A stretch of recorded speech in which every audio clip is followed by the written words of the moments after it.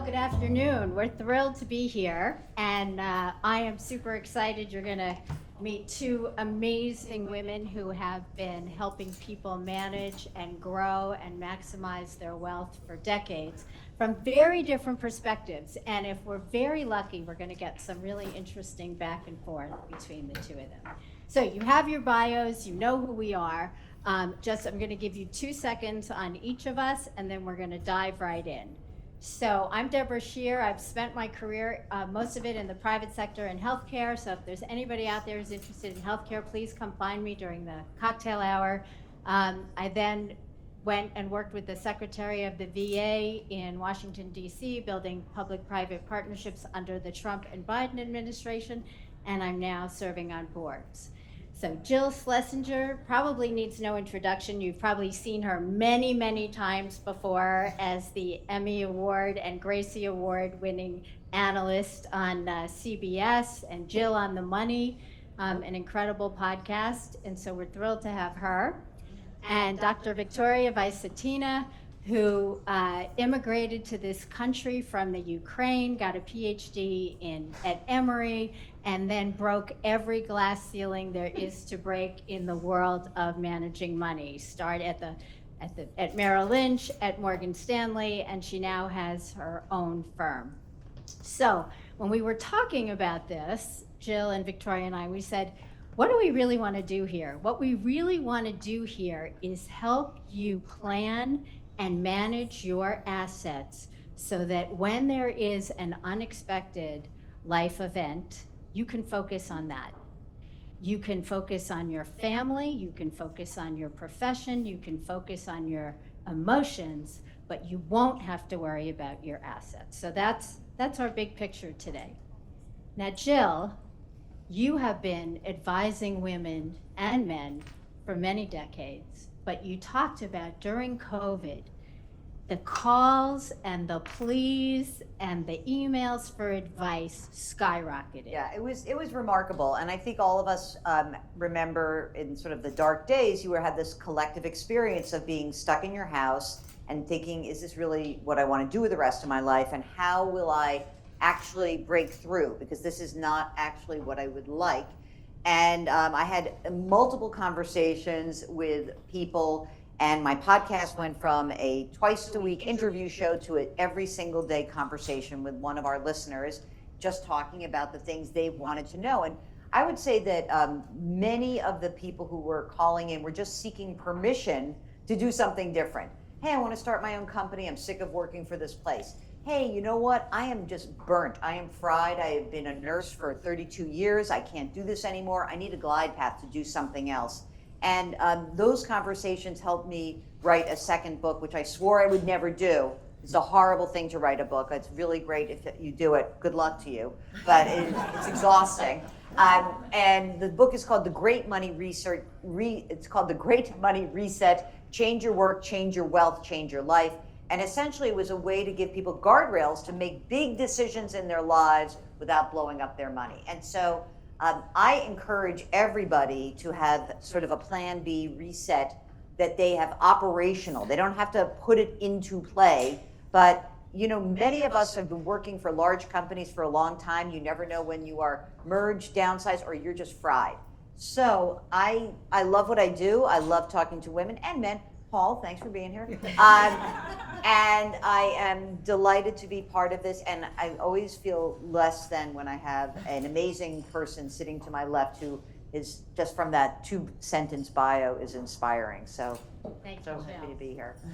So Victoria, you have spent your career helping people maximize wealth, and I'm going to tell a little story here about how I met Victoria, and maybe this will resonate with some of you, when you think about unexpected life moments in your financial life.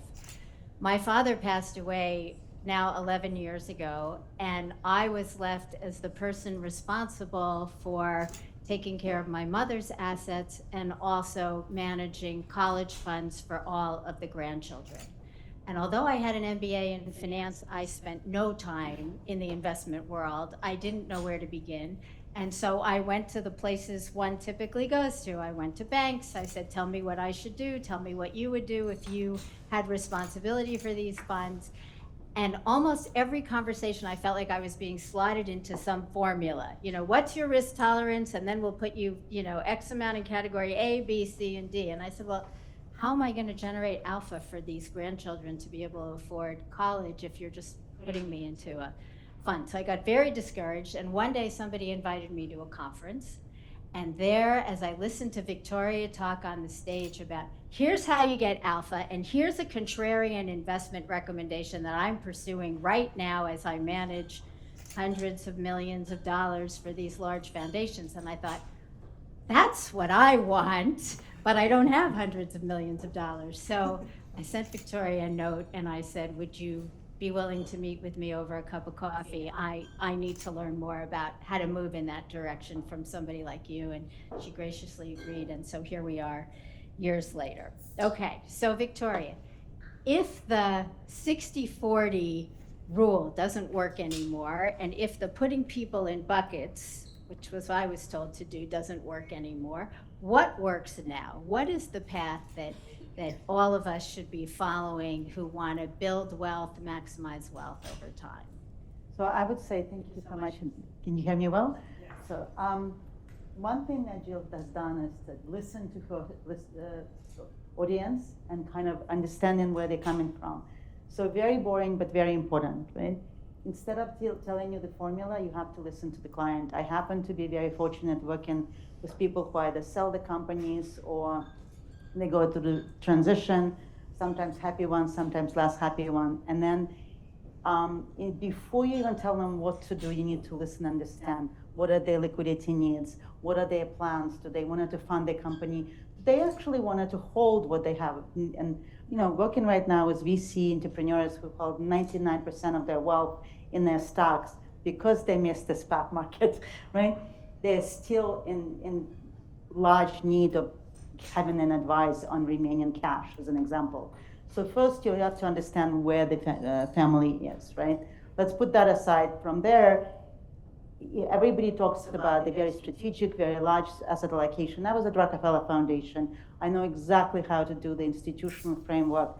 The reality is that it doesn't apply precisely to each individual. You have to think about it in a much more nuanced and customized way. But you can break it down to very simple model, liquid and illiquid, right? And that's where they actually, in 2022, everything broken down. For the first time, the 60-40 stopped working, right?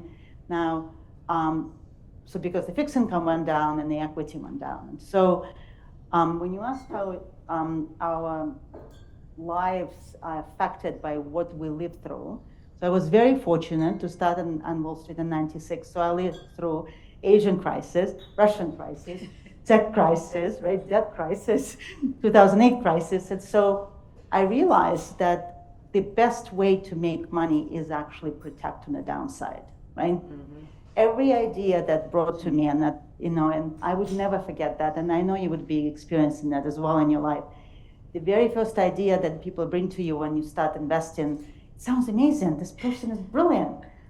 Then you hear 30, and I'm like, 10 of those 30 are interesting. Then you hear 300, and you say only one of them is interesting. And actually, when you hear 3,000, then you realize every single story you hear, they're trying to convince you that it's going to make money. And they are trying for real to make money. Your job as the investor is to figure out what could go wrong, right? So once you start with this, not to be pessimistic, right? But we always have to look for things that could go wrong, and that's how you protect the capital. So I just want to hop in here as the contrarian in a moment. I love 60-40. I think it works. Good. And So let's have a debate FYI, about that. I've been investing my whole life. I started as a commodities trader, trading gold, silver, and copper options. And I think that the biggest problem that people have when it comes to looking forward has nothing to do with investments. I think you can hire an amazing person like Victoria and you're going to be fine. You know what the problem is? You. Because you are going to get in your own way.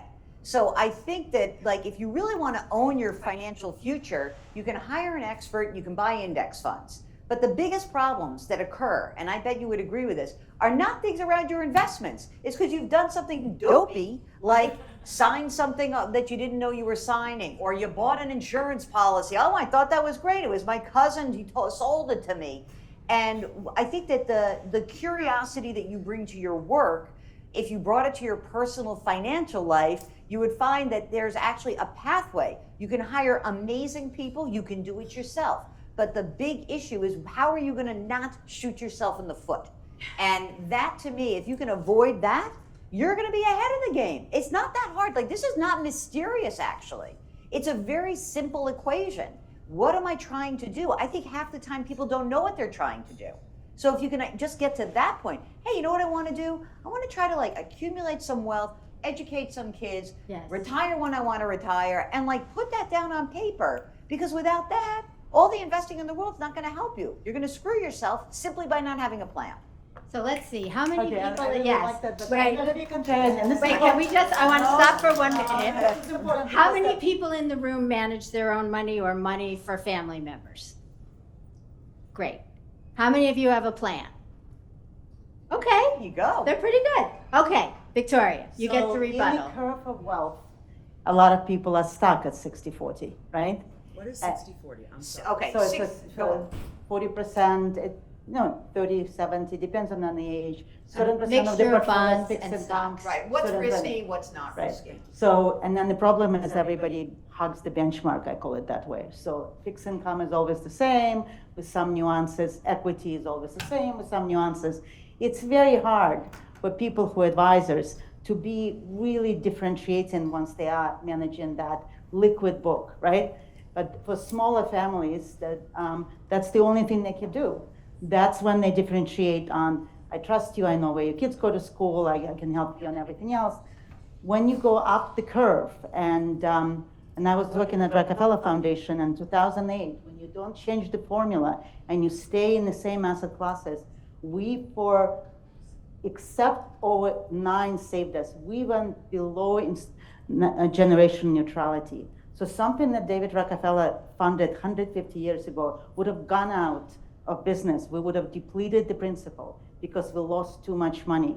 So I keep overemphasizing, I think the world has changed, right? If you were on 60-40, in 2022, you would have been down 17% on your treasury holdings. Well, that's 1 year. It's an outlier year. Come on, like, I don't think that's This fair. year, But I'm just saying that, like, we're Yes, not we- invest for 1 year or 2 years. If we we've look had at a the 10 last years of a very strong directional rally, and I think we're no longer going to be there. All right, time will Inflation tell. is here to stay, right?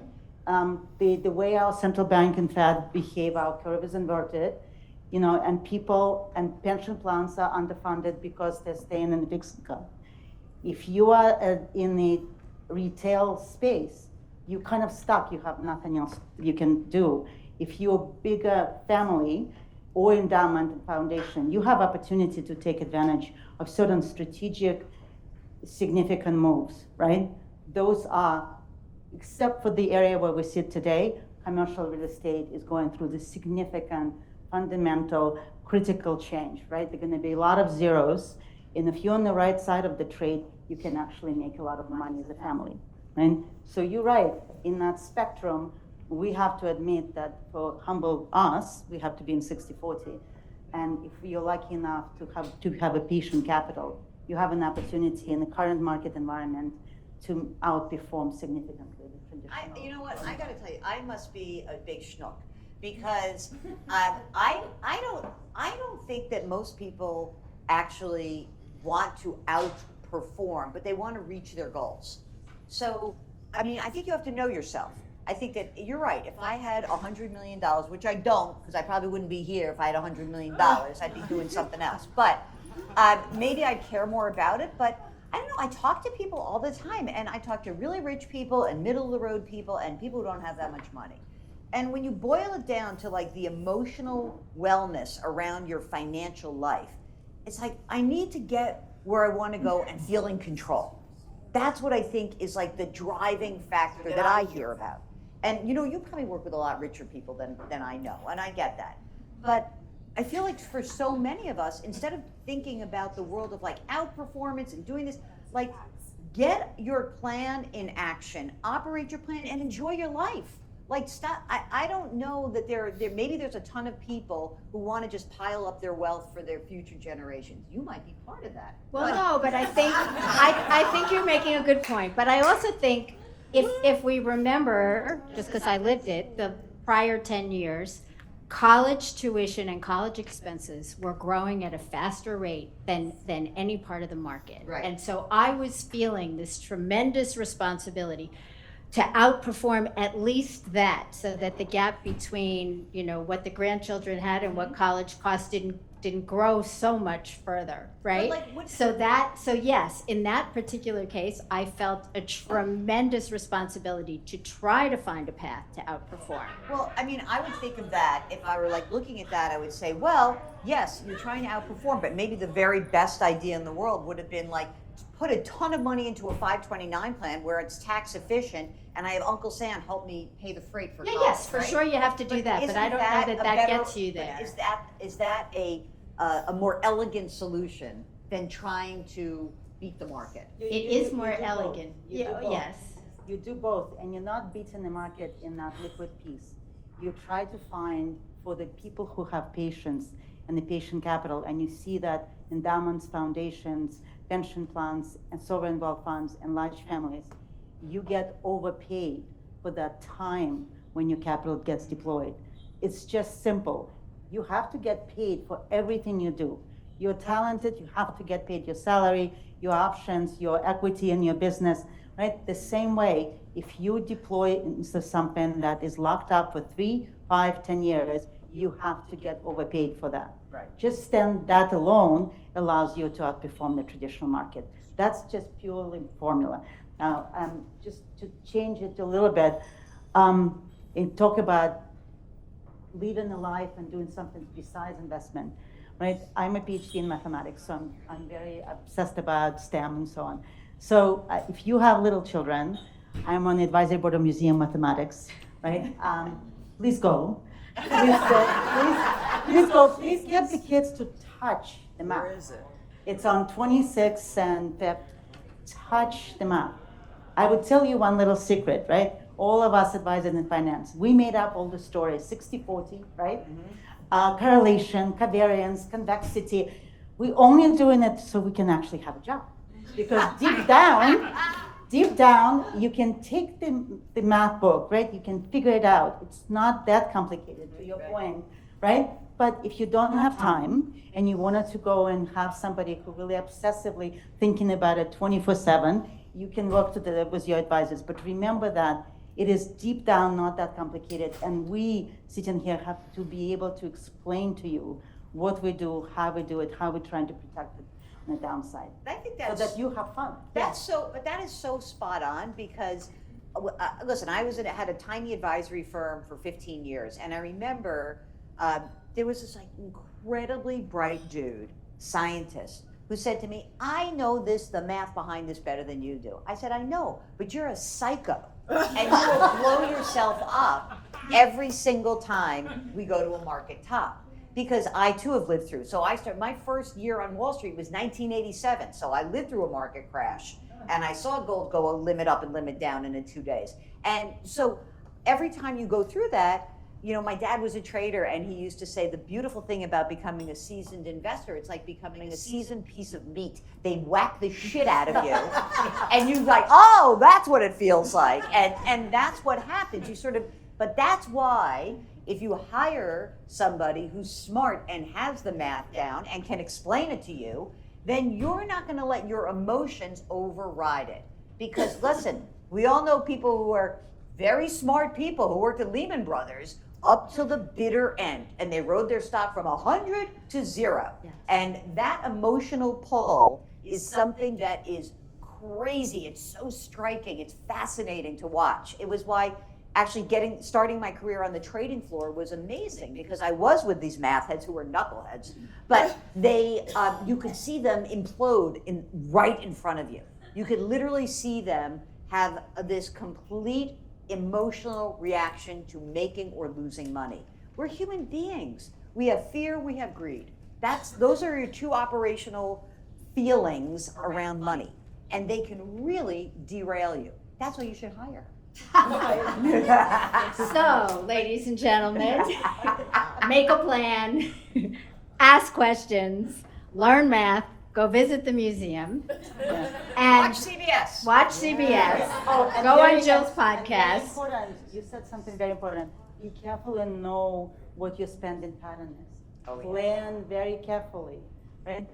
And don't get overly excited because your friend you went to college with starting this new company that could be zero, right? Okay, So now we're out really of be time. very careful. Okay, and the other thing to do, which I just learned at another session, was ask your financial manager how much of your money is being managed by women. And if the answer is no, Or zero. or zero, none or zero, ask them to make a change.